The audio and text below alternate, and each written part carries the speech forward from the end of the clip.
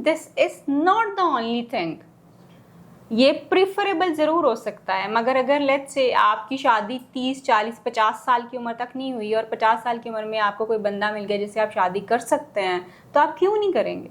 Ma'am ये तो फिर बहुत सारे मसले हल हो सकते हैं। क्यों नहीं, मतलब क्यों नहीं करेंगे? और गैप का भी कोई इशू नहीं है? No age gap, no issue, no issue at all, कोई इशू नहीं है। बल्कि आम तौर पे ये देखा जाता है कि जहाँ पे एज गैप्स थोड़े से ज़्यादा होते हैं वो ज़्यादा अंडरस्टैंडिंग वाले रिलेशनशिप्स जो हैं वो होते हैं। आप आइडियल एज वैसे आपके लिहाज से, जो आपकी जो रिसर्च है, आपकी कितनी रिसर्च है, मुझे आप फिर भी आप सारी चीज़ों को अगर हम मैं कुछ चीज़ों को जो है ना वो मैं इसलिए ओपन रखती हूँ कि पीपल, जो भी आप एक बात कह देते हैं ना, people take it as a benchmark. अच्छा ये बात इन्होंने कह दी थी, तो इसलिए मैं इसको नहीं कहना चाहती कि जी आप दिल टूट जाएंगे बहुत सारे लोगों के, जो थोड़ा सा लोग ऑलरेडी बहुत ज्यादा रिजिडिटी में है कि जी इतनी एज हो गई है तो अब तो शादी नहीं हो सकती, अब ये नहीं हो सकता, वो नहीं हो सकती। नो, ऐसे पेरेंट्स के लिए जिनकी अभी औलाद है और उन्होंने अभी, उनके लिए तो ये कहा जा सकता है कि भाई ये वाली एज है, इसमें अगर मैं आपको एक मिसाल देती हूँ। कल मेरे पास, आज बल्कि मेरे पास एक मेरा क्लाइंट आया था, उसने मुझे इतनी खूबसूरत, उसने मुझे चीज़ों से रोशनास करवाया, बहुत कुछ उसने मुझे बताया और सिखाया भी।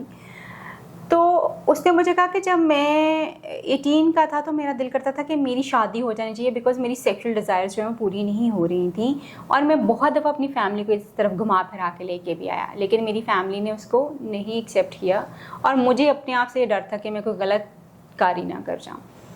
अब मैं अगर ये बात कह दूं कि जी 18 ईयर्स की एज जो है वो अप्रोप्रिएट होती, तो पाकिस्तान में तो 18 ईयर्स की एज अप्रोप्रिएट इसलिए नहीं है कि हमारे यहाँ पे फाइनेंस को सबसे ऊपर रखा जाता है, और जब तक लड़का कमा नहीं रहा होता, फाइनेंशियली इंडिपेंडेंट नहीं होता, आप उसकी शादी के बारे में सोचते नहीं हो।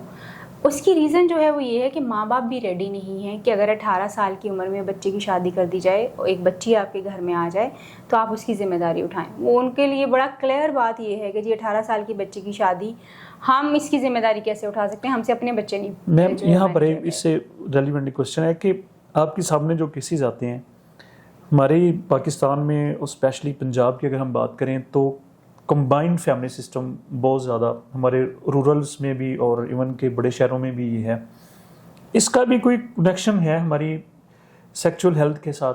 बहुत गहरा। शादी के इनिशियल डेज जो होते हैं, जो बिल्कुल हनीमून पीरियड आपका होता है, जॉइंट फैमिली सिस्टम में आप अपने इनिशियल डेज को उस तरह से नहीं सेलिब्रेट कर सकते होते जिस तरह से कि आप अगर अलग रह रहे हैं, अकेले रह रहे हैं तो आप सेलिब्रेट कर सकते हैं।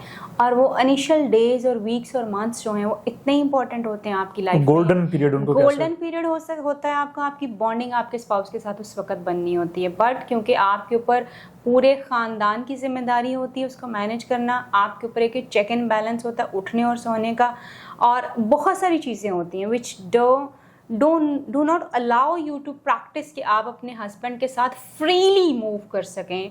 मसलन अगर आपने खाना खाने भी बाहर जाना है तो आपके ऊपर ये भी डर है कि जी वो घर वाले पूछेंगे, बिल्कुल हकीकत है हमारी सोसाइटी की। एग्जैक्टली। तो अब वो एक नया नवेला जो जोड़ा है जिनको अपनी मेमोरीज बनाने का टाइम है, हम उनको इस चीज़ में डालते हैं। दैट इज़ वाई शादी जो है बहुत सारे लोगों के लिए उतना खूबसूरत एक्सपीरियंस नहीं होता जितना हम उसको एग्जैजुरेट करते हैं। तो बेसिकली मैं ये समझती हूँ कि बेशक आप अपने पेरेंट्स के साथ ही रहें, मगर अपनी अरेंजमेंट्स इस तरह से रखें कि आपका स्पेस होना चाहिए।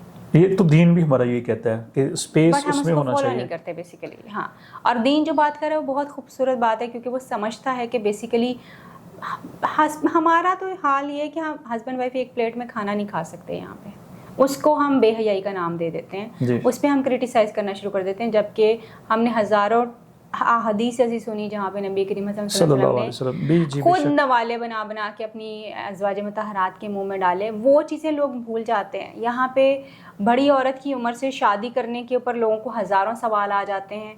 मुसलमान हम बड़े सो कॉल्ड हैं, मगर हम जब हज़रत खदीजा रज़ियल्लाहु तआला अन्हा की मिसाल हमारे सामने आती है उसको हम फरामोश कर जाते हैं। लड़की का रिश्ता देखने जाते हैं, हम बहुत मुनाफिक लोग हैं बेसिकली। हम जब दूसरों पे उंगली उठानी होती है तो हम मुसलमान हो जाते हैं, जब हमारा टाइम आता है तो हम कहते हैं कि नहीं मुझसे नहीं होता। सो इट इज़, ये हमारी सोसाइटी की बहुत सारी ऐसी चीज़ें हैं जो चैलेंज होने वाली हैं बेसिकली। मैम हमारी यूथ के जो बेसिक इश्यूज़ में से एक बहुत बड़ा इशू, क्योंकि मेरा क्लाइंट वेट कर रहा है। ओके, उनकी जो मैम सेक्सुअल हेल्थ की अगर हम बात करें तो पोर्नोग्राफी एक बहुत बड़ा इशू है। इसके जो बैड इम्पैक्ट्स हैं हमारी यूथ के ऊपर, वो ज़रा थोड़ा से उनका तजिया दे दें। और साथ में ये डाइट का भी ज़रा बता दें कि ग़िज़ा जिस तरह से हम कोई टाइमिंग नहीं है और हम होटलिंग बहुत ज़्यादा कर रहे हैं या फास्ट फूड बहुत ज़्यादा, क्या इसका भी कोई बैड इम्पैक्ट है? बिल्कुल है जी। पोर्नोग्राफी तो मैं आलान बहुत दफ़ा मेरी वीडियोज़ इसके ऊपर पड़ी हुई हैं कि pornography is really really dangerous. आपके सेक्सुअल बिहेवियर के लिए, सेक्सुअल परफॉर्मेंस के लिए, आपकी सेक्सुअल सेटिस्फेक्शन को, सारी चीज़ों को इफ़ेक्ट करती है ये। आपके नॉर्मल जिनसी रवैये को तब्दील कर देती है, इफ़ेक्ट करती है इसको। लेकिन उसके साथ साथ जिस तरह से अगर हम ये देखें कि लोग जो हैं पोर्नोग्राफी में जो लोग गए होते हैं वो साथ में मैस्टरबेशन भी उसी तरह से कर रहे होते हैं। तो अगर आप पोर्नोग्राफी की लत में पड़े हुए हैं और ये एडिक्शन की हद तक, क्या ये अगर आप वैसे भी इंजॉयमेंट के लिए भी देख रहे हैं, you should not watch it, क्योंकि लोगों का अपने पार्टनर की तरफ अट्रैक्शन कम हो जाता है, सेटिस्फेक्शन कम हो जाता है और उनका दिल नहीं करता अपने पार्ट, क्योंकि आपके दिमाग में एक चीज़ सेट हुई हुई कि वो कोई एक मॉडल है जो वहाँ पे जो परफॉर्म कर रही है, तो आपको वैसा ही कोई मॉडल अपनी ज़िंदगी में भी चाहिए, जबकि रियल लाइफ जो है वो पोर्नोग्राफी से बहुत डिफरेंट होती है। सो पोर्नोग्राफी के बहुत ज़्यादा बैड इफ़ेक्ट्स जो हैं वो हैं इंसान के जहन के ऊपर, उसकी सेक्सुअलिटी के ऊपर, उसकी सेक्सुअल हेल्थ के ऊपर। Then again food is really really important. Food कहते हैं कि अगर आपका ठीक हो तो आपके सारे मसले मसाइल जो हैं वो ठीक हो जाते हैं। सो फास्ट फूड लोग जितना ज़्यादा खाते हैं, जितने ज़्यादा कोक्स वगैरह पीते हैं, ड्रिंक जो हमारे हैं फिज़ी ड्रिंक्स वगैरह हैं, ये शुगर का बहुत ज़्यादा इंटेक का होना, वक्त बे वक्त खाना, वो सारी चीज़ें आपकी सेक्सुअल हेल्थ को बहुत बुरी तरह इफ़ेक्ट करती हैं। एंड क्योंकि ये सारी चीज़ें जब आप बेवक्त खाना खाते हैं तो आपको मोटापा चढ़ता है और मोटापा इज़ द किलर। तो उसके ऊपर जो है वो आपको बेसिकली कंट्रोल करने की ज़रूरत है। मैम मेरा सेकंड लास्ट क्वेश्चन, क्योंकि टाइम आपका बहुत ज़्यादा हमने ले लिया। मैम ऐसा कौन सा वजीफ़ा, ऐसा कौन सा नुस्खा आपके पास, नुस्खा कीमिया हम उसको कहेंगे, या कोई ऐसा किसी पीर फ़कीर की आपने दुआ ली हुई है या पेरेंट्स की आपने खिदमत करती हैं, आप पाँव दबाती हैं रात को, कि पूरी दुनिया में वायरल हो चुकी हैं? आप जब जहाँ पर आपको सर्च किया जाए तो सबसे टॉप पे डॉक्टर तहरा रुबाब का नाम आता है। वो राज ज़रा प्लीज़ हमारे यूथ को बता दें, बच्चों को बता दें।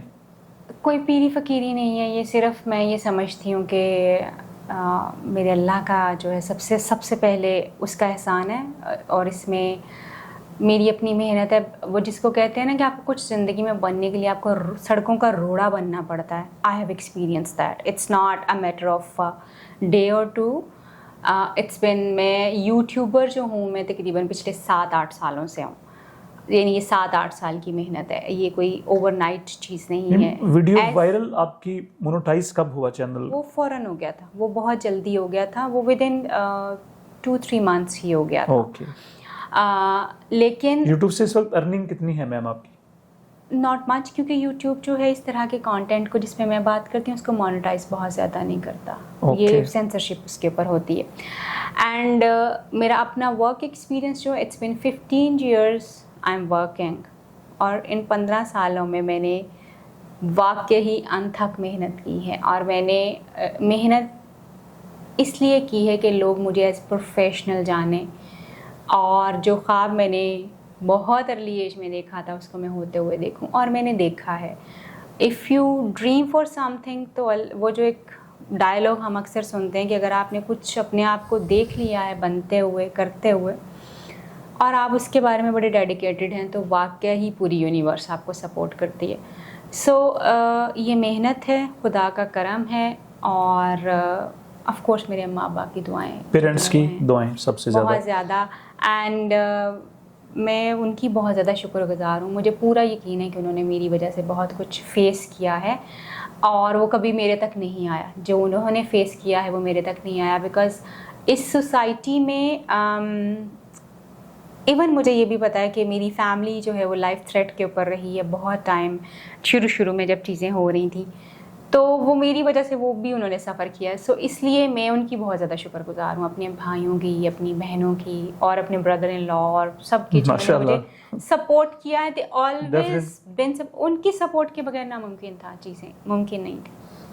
मैम यूथ के लिए, स्पेशली स्टूडेंट्स के लिए कोई एक मैसेज छोड़ दें ताकि वो लोग भी आपकी तरह कामयाब हो जाएं। सिर्फ ये कहूँगी कि जो भी ख्वाब देखते हैं, ख्वाब देखें और खुली आंखों से ख्वाब देखें, सोते में मत देखें। सोते में देखे गए ख्वाब फारिग हो जाते हैं, जागती आंखों से आप देखेंगे वो सच हो जाएंगे। उसका एक मैकेनिज़्म ये है कि आपका दिमाग जो आप सोचते हैं ना उसको प्लान करता है। जब उसको प्लान करता है तो उसका एक रोड मैप बन जाता है। वो रोड मैप जो है आपको वहाँ ले जाता है जहाँ आप जाना चाहते हैं। सो कन्विक्शन के साथ जो बनना चाहते हैं उसको सोचना शुरू करें, उसको क्रिएट करना शुरू कर दें अपने दिमाग में, अपने आप को बना हुआ देखें। Nothing can stop you doing that and having that. Thank you so much. बहुत शुक्रिया। बहुत सारी चीज़ों के हमें बड़े क्लियर और शॉर्टकट जवाब मिले और रियल बेस, हकीकत बेस हमें जवाबात मिले। हम उम्मीद करते हैं कि आप लोगों के भी बहुत सारी जो गलत फहमियाँ हैं वो क्लियर हो गई होंगी। ख़ास तौर पे डॉक्टर तहरा रुबाब से मुतल्लक जो लोग बातें करते हैं, हमने इनको बहुत अच्छा एक्सपर्ट भी पाया और बहुत अच्छा इंसान भी पाया। हमें अपनी दुआओं में याद रखें। बहुत शुक्रिया। अल्लाह हाफ़िज़।